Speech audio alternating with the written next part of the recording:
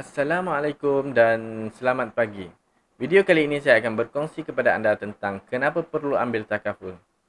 Saya telah senaraikan 3 sebab utama kenapa perlu ambil takaful. Yang pertama adalah death, iaitu kematian. Yang kedua adalah disable, lumpuh ataupun cacat. Yang ketiga adalah disease, iaitu sakit-sakit ataupun sakit kritikal. Okay, disebabkan 3 perkara ini seseorang itu perlu ambil takaful? Ya, memang perlu. Okey, kematian merupakan sesuatu perkara yang pasti. Cuma apa yang tidak pasti adalah tarikh kematian. Disable merupakan cacat ataupun lumpuh yang mana boleh berlaku kepada seseorang itu sekiranya berlaku kemalangan ataupun sakit-sakit tertentu yang menyebabkan hilangnya fungsi anggota badan. Disease, penyakit-penyakit kritikal. Seperti kanser buah pinggang, stroke, penyakit-penyakit kritikal ini merupakan satu penyakit yang amat berat yang menyebabkan hilangnya keupayaan seseorang untuk melakukan kerja dan tugasan-tugasan tertentu. Okey? Dan sakit-sakit kritikal ini memakan masa dan belanja yang amat banyak yang menyebabkan seseorang itu tidak dapat lagi bekerja seperti sebelumnya. Okay. Sekiranya seseorang itu bekerja dan terpaksa mengambil cuti yang lama untuk menjalani rawatan penyakit-penyakit kritikal ini, adakah company mereka akan terus menyambung kontrak mereka ataupun menyarankan mereka untuk berhenti kerja? Di sini kita kena ambil tahu juga. Okey. Dan apabila benda-benda ini terjadi, sumber pendapatan akan hilang. Okay? Sebagai seorang ketua keluarga, apa yang akan terjadi kepada keluarga, anak isteri sekiranya punca kewangan utama keluarga itu telah tiada? Jadi kita renung-renungkanlah bagaimana untuk kesinambungan keluarga itulah untuk meneruskan kehidupan. Jadi takaful ini bukan sahaja untuk melindungi diri kita sendiri, okay, diri peserta itu, tapi dia juga digunakan untuk melindungi kewangan para peserta ataupun kewangan keluarga para peserta. Okay. Dan di sini saya telah senaraikan beberapa golongan yang perlu ambil takaful. Yang pertama adalah Muslim.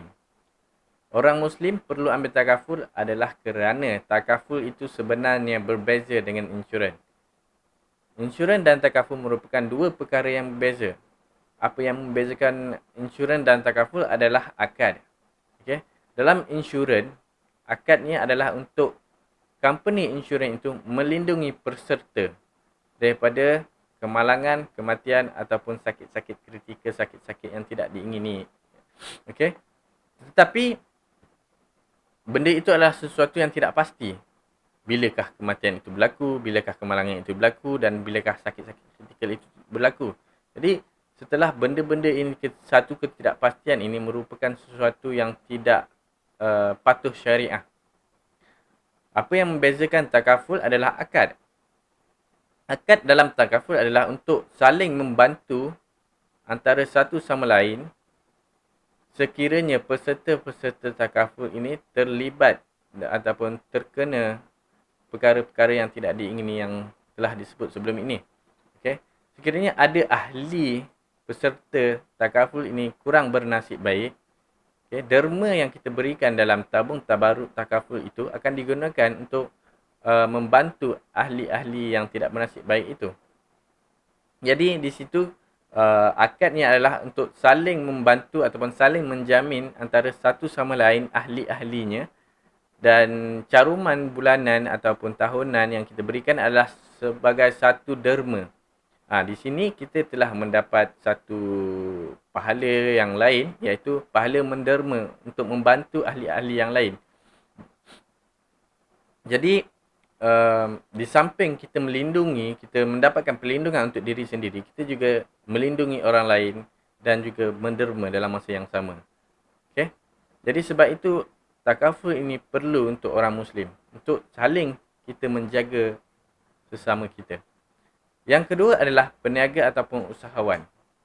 Okey. Peniaga dan usahawan perlu mengambil takaful adalah untuk melindungi perniagaan mereka. Okey. Perlindungan untuk diri sendiri bagi peniaga dan usahawan adalah amat penting kerana mereka menggunakan modal yang tinggi ataupun memerlukan kewangan yang kukuh untuk sustain mereka punya perniagaan. Dan apabila mereka tidak sihat ataupun terlibat dalam kemalangan ataupun sakit-sakit yang tidak diingini, mereka sudah ada satu dana khas, iaitu dana perubatan daripada takaful ini untuk menampung perbelanjaan perubatan mereka. Mereka tidak perlu lagi menggunakan simpanan ataupun kewangan daripada syarikat, daripada perniagaan mereka untuk menampung perubatan mereka. Di sini mereka telah dapat selamatkan perniagaan mereka. Yang seterusnya adalah ketua keluarga. Pentingnya takaful untuk ketua keluarga adalah untuk melindungi keluarga mereka daripada terpaksa berhutang ataupun terpaksa mengeluarkan semua simpanan ataupun terpaksa meminta derma daripada orang lain sekiranya perkara-perkara ini berlaku kepada ketua keluarga. Okay. Andai kata ketua keluarga itu tidak dapat menjalani kehidupan seperti sebelumnya disebabkan kemalangan ataupun penyakit-penyakit kritikal, di manakah sumber kewangan keluarga itu akan terhasil. Jadi ketua keluarga ini perlu melindungi diri dia untuk menyelamatkan keluarga dia daripada beban kewangan. Dan ketua keluarga juga perlu menyediakan kewangan yang cukup sekiranya ketua keluarga ini sudah tiada.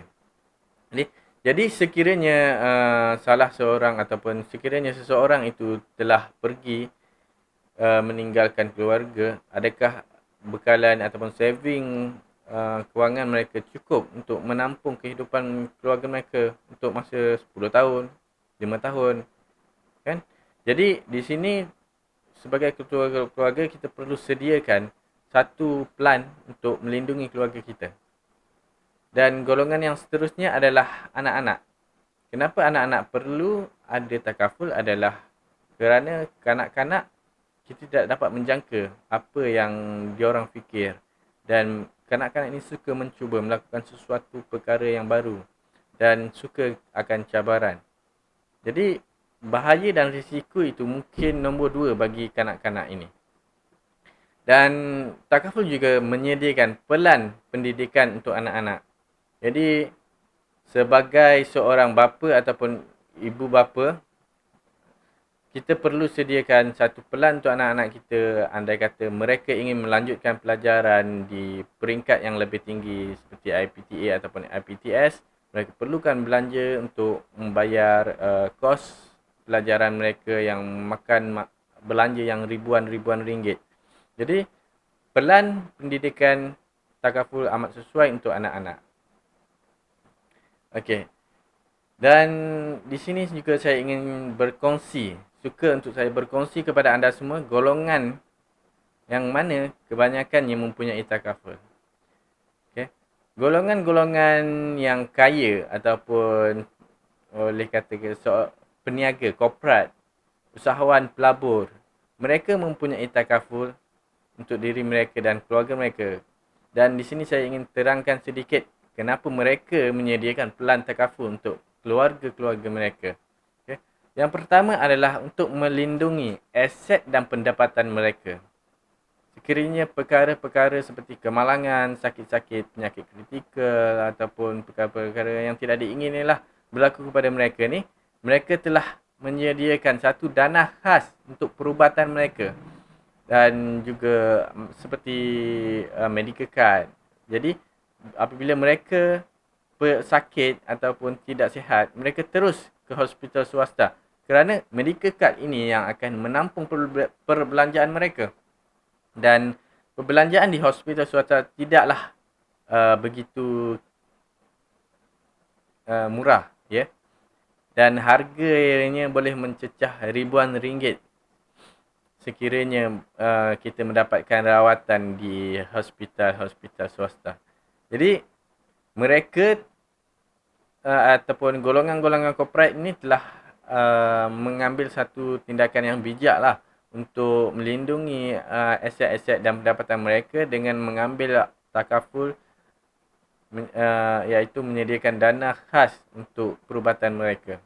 Dan takaful juga untuk menjaga mereka punya ataupun menggandakan mereka punya aset. Dan apabila seseorang katakan ayah, kan, ayah itu meninggal dunia, apakah aset-aset ataupun yang dia tinggalkan kepada anak-anak, dan apakah pengurusan untuk mencairkan aset-aset untuk dibahagikan sebagai faraid ataupun wasiat ini mudah. Okey. Jadi benda ini adakah memakan masa ataupun tidak, itu bergantung kepada pengurusan dan pengumpulan harta-harta aset-aset tertentu. Jadi dengan takaful ini, mereka boleh sediakan hibah untuk keluarga mereka, di mana hibah ini merupakan sesuatu pemberian yang mudah oleh ayah kepada anak-anak ataupun isteri, dan benda ini senang untuk dicairkan. Okay, dia memakan masa yang amat singkat berbanding dengan faraid dan wasiat, dan perkara ini adalah lebih mudah untuk mereka menggandakan pendapatan ataupun menggandakan aset mereka sekiranya kematian menjemput mereka. Dan di sini saja perkongsian saya pada kali ini. Perkongsian seterusnya saya akan menceritakan ataupun berkongsi tentang medical card dan hibah. Macam mana medical card ini dapat melindungi kita dan hibah ini dapat dapat meneruskan kelangsungan hidup keluarga kita. Okay? Terima kasih kerana sudi meluangkan masa mendengar perkongsian saya pada kali ini. Assalamualaikum warahmatullahi wabarakatuh.